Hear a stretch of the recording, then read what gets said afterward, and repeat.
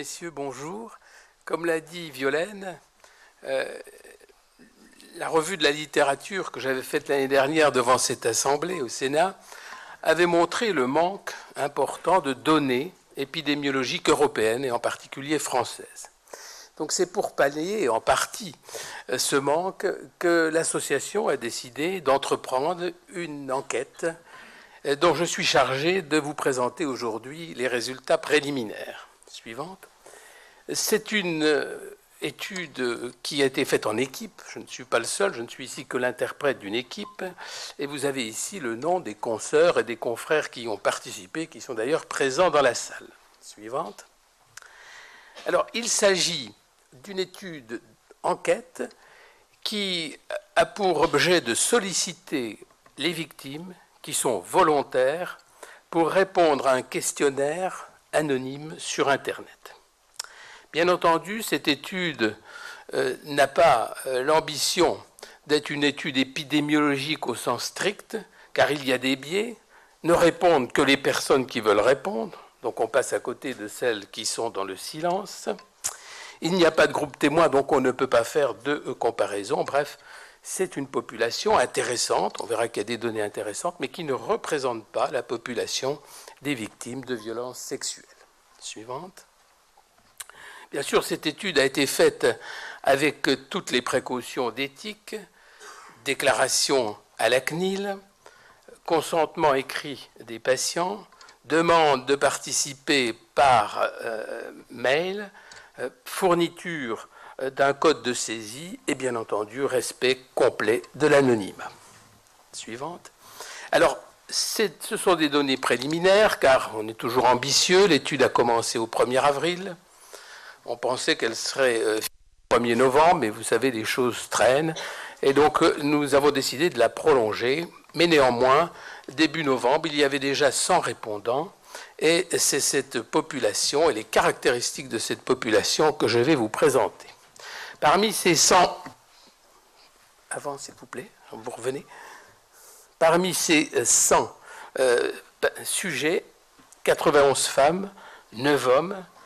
L'âge va de 21 à 51 ans, avec une moyenne de 21 à 71 ans, avec une moyenne de 42 ans.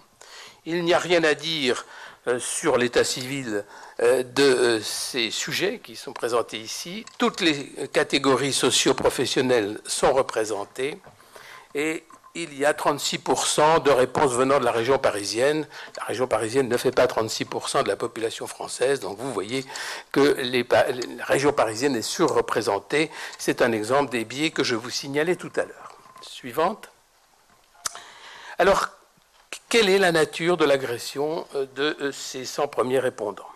Eh bien, le viol est signalé chez 3/4 des femmes et chez 2/3 des hommes, accompagné presque toujours d'attouchements, et 6 femmes déclarent avoir subi des mutilations.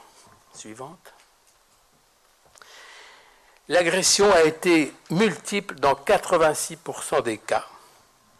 L'agresseur est unique dans 42% des cas et multiple dans 58%, 60% chez les femmes et 1/3 chez les hommes. Le sexe de l'agresseur est principalement un homme, mais pour 80%, mais dans 20%, les agresseurs sont à la fois des deux sexes. L'agression est intrafamiliale pour 1/3, extrafamiliale pour un autre tiers et mixte pour le 3e tiers. Suivante. En ce qui concerne l'âge de la première agression, eh bien l'âge moyen de la première agression chez les hommes et chez les femmes est autour de 9 ans, avec tout de même une grande dispersion, puisque ça va de 3 à 38 ans. L'âge de la prise de conscience, l'âge moyen à laquelle le sujet prend conscience de l'agression, est de 20 ans, et là encore avec une grande dispersion de 4 à 56 ans. Il est un peu plus précoce chez les hommes que chez les femmes. La durée de l'agression est d'environ 9 ans chez les femmes et 4 ans chez les hommes. Suivante.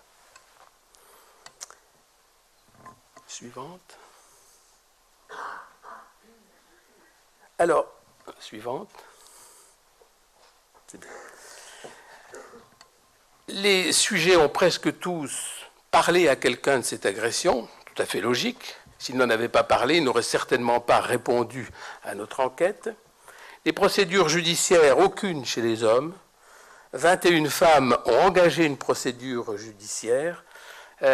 Chez 9 de ces femmes, la procédure a atteint son terme et la procédure a été favorable à la victime chez 8 de ces 9 femmes. L'absence de procédure judiciaire à cause de la prescription se retrouve chez 20% des sujets, un peu plus chez les femmes que chez les hommes, comme vous le voyez. Suivante. Alors, quelle est la pathologie dont souffre cette population? Et là, j'ai classé les affections par ordre décroissant. Les affections allergiques viennent en première place, avec 50% des cas, suivi des affections gynécologiques, donc principalement chez les femmes, bien sûr, 46%, puis les affections dermatologiques, ORL et endocriniennes. Suivante. Viennent ensuite, avec une prévalence autour de 20 à 25%, les affections néphro-urologiques, les affections neurologiques, les affections rhumatologiques, puis digestives et pneumologiques. Suivante. Les douleurs, dont on a vu que la douleur était une manifestation très fréquente des conséquences des victimes sexuelles, eh bien on la retrouve chez 2/3 des sujets environ. Ces douleurs sont principalement des douleurs articulaires et musculaires, et chez les femmes uniquement, des douleurs abdominales et des douleurs pelviennes. Suivante.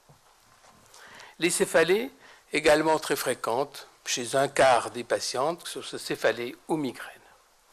Un peu plus fréquentes, comme vous le voyez, chez les femmes que chez les hommes. Suivante. Les troubles du sommeil, très importants, là encore, on l'avait vu l'année dernière dans la revue de la littérature. Les troubles du sommeil sont une manifestation très souvent associée, on le dira tout à l'heure, à la dépression, 43% des sujets. Les troubles des conduites alimentaires également, et la boulimie est dans cette population plus fréquente que l'anorexie. Et ces troubles des comportements alimentaires sont plus fréquents chez les femmes que chez les hommes. Suivante, à peu près 2 fois plus chez les femmes que chez les hommes.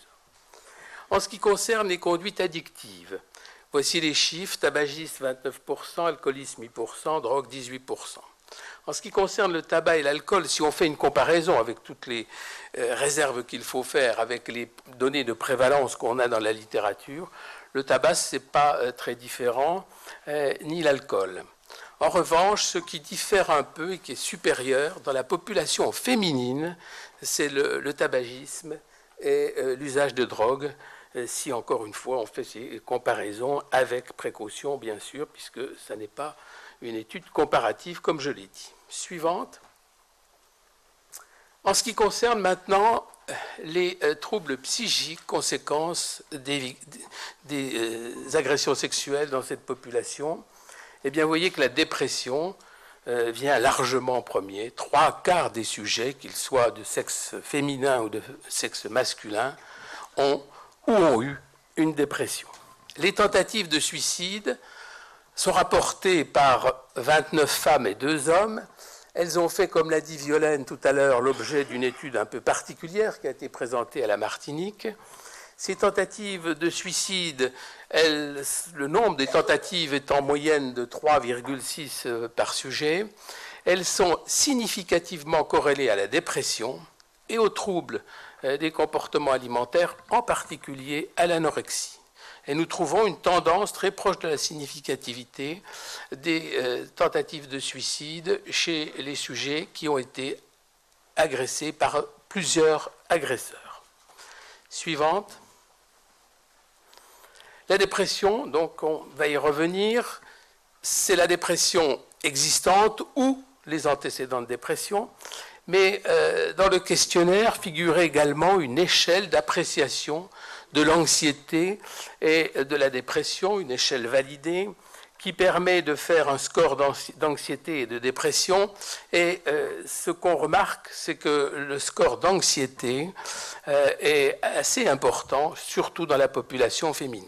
Le score de dépression un peu moins, mais je rappelle que là, c'est un cliché absolument ponctuel au moment de l'enquête, ce qui ne veut pas dire que les patients n'étaient pas plus graves autrefois, et c'est bien pour ça que les antécédents de dépression sont trouvés dans ces 3 quarts des patients. Suivante.